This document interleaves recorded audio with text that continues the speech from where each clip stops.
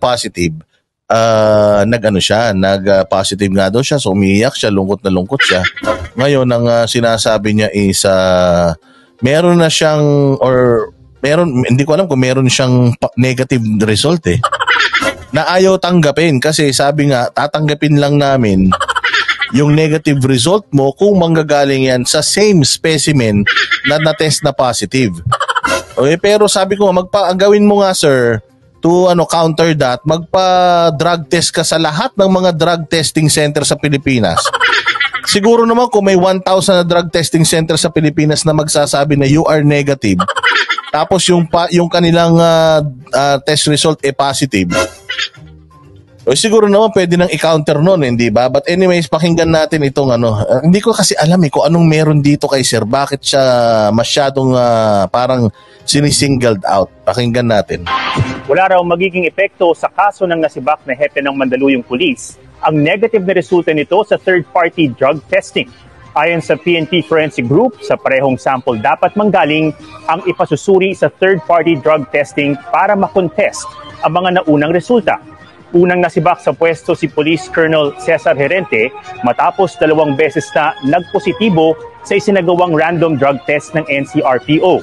Ito rin ang naging tugon ng NCRPO. Anila, tama ang naging proseso sa ginawang drug test dahil nandoon mismo si Herente. May mga nakabantay, selyado at pinirmahan din daw ng mga tinest ang samples. Posibleng alibay lang daw ito ni Herente. Nako, medyo masama ito. Masama ito, Herente ba? Herente, nako masama ito. Mukhang kinakanaka. Hindi kasi, sa bagay nga naman, na umihi siya, pinirmahan niya, nilagyan ng tape. Pero alam nyo ba na may mga pagkakataon na may posibilidad pa rin na magpalit yan? Oo, na pagpalitin, di ba? Kung talagang tinatrabaho ka, pwede yun Pero hindi ko sinasabing gano'n. I mean, there's always a possibility. Although, procedurally, okay, pinirmahan mo, nilagyan ng tape sa harapan mo, nandiyan pa kami nung umihi ka, tapos nag-positive to. So, paano yun? Paano kung napagpalit pala, no? Yung isang kasi tingnan mo yung seal, yung kanina namang seal yung yung masking tape lang Diba, pwede naman tanggalin yung masking tape tapos ilipat mo dun sa or yung label, ilipat mo dun sa isang ihi na kakaiba. Hindi ba? So, ewan natin kung anong mangyayari dito kasi mukhang talagang ayaw nila sa'yo, Herente. Mukhang ayaw nila sa'yo. Sabi daw sa buhok kunin, magastos kasi yun Magastos yun. Sa eksklusibong panayam ng GMA Integrated. Ayun nga. Ito yung sinasabi ni Raihana Danao sa Facebook. Walang imposible pag tinrabaho. Totoo.